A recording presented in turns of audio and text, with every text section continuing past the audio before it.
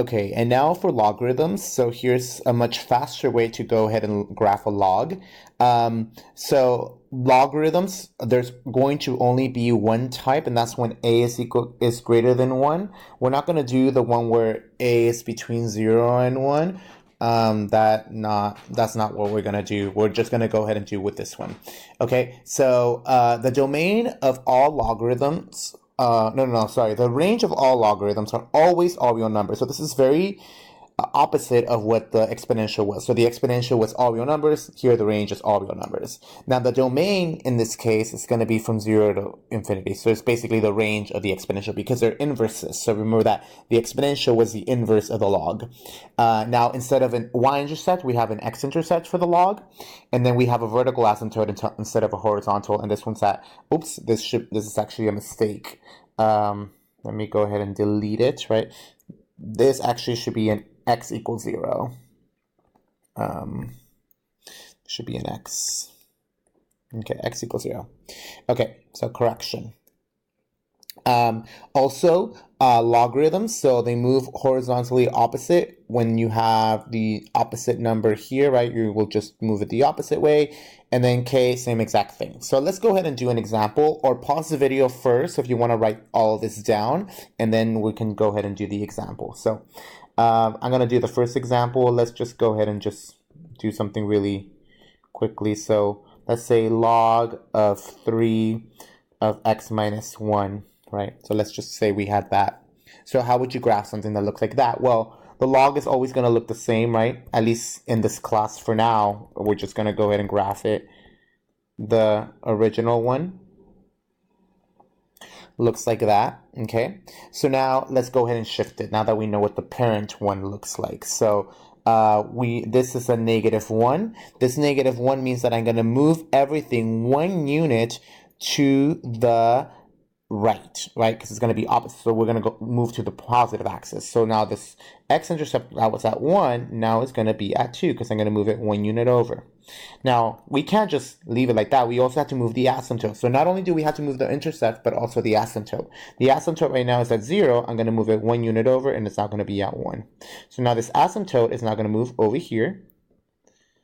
Asymptote moves there. And now my graph is going to look something that looks like this.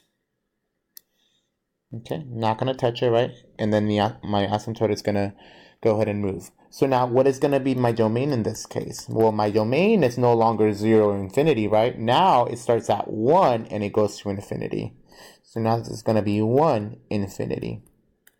Okay, my range is still all real numbers. Okay, so not too bad, hopefully. Okay, so let's do another one. All right. Let's say we had ln of x plus 2. Let's say we have something like that, look like that. Now let me put parentheses around there. That way you guys can kind of see that it's not ln of x plus 2, but it's ln of x, and then the plus 2 is on the outside. Okay, so we know what logarithms look like. The logs are always going to look like this, okay? Now, remember, ln, the natural log, is still a regular logarithm, right? It just has a base of e, right?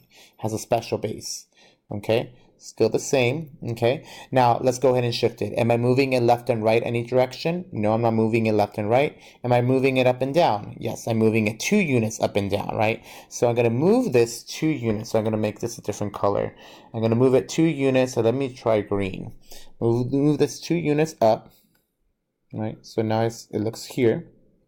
Okay, so now my graph is going to look like that. Now, what about my asymptote? Well, if I move it up, it's not really going to change anything. It's still going to be like that. So my asymptote actually doesn't shift. Okay, so my graph actually just looks like this.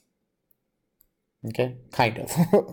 All right, now what is my domain? My domain, well, where does the x-axis start? It still starts at 0, so that didn't change. And what about my range? My range actually is still all real numbers. So my range is always going to be all real numbers for logarithms. Okay? All right. Let's do one more problem. So hopefully you guys are kind of hopefully getting it. Let's do f of x is equal to log base 7 of, let me see, x plus 2 minus 1. Okay, so let's say we have something that look like that. Okay, so now this one's a little bit involved, right? But remember, we know what logarithms look like. Logs just look like this, right? Go through 0, 1. I'm sorry, 1, 0. And it has a vertical asymptote at y equals 0, at x equals 0. I can't even talk. Sorry, you guys. I'm tired. Okay, so now the first step, let's move this plus 2. So let's move that. Let that be yellow. I moved that 2 units. Now 2 units to the opposite direction, right? So now it's a positive, so we're going to go the negative direction. So now we're going to start with the x-intercept. I'm going to move it 2 units over. 1, 2. So remember, it always counts 0, right? Make sure that you count that point. So 1, 2. So that's where it's going to stay at. Okay. Now, if I do that to the y-intercept, I also got to do it with my asymptote, right? My asymptote right now is at 0. I'm going to move it 1, 2 units. So here is where my asymptote is going to be now. So my asymptote is here after I moved it 2 units, and here's my x-intercept. So right now my graph looks like this. So it's exactly like what it was before. I just went ahead and shifted it 2 units that way.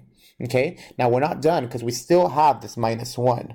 So this minus 1, right, we're going to go ahead and bring this graph completely down. So right now we are starting here. We're going to move it down 1 unit. So down 1.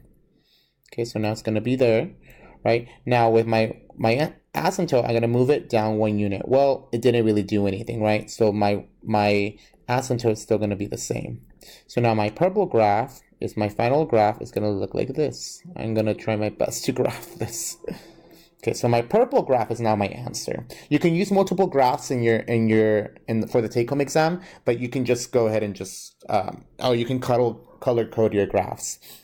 Okay, my domain. What is my domain in this case? Well, let's see. I moved it 2 units over here, right? Initially it was at 0, right? Now it's at minus 2, right? So my domain now starts at -2 all the way to infinity. Notice that it's not included. What about my range? Well, my range in this case goes from -infinity to positive infinity.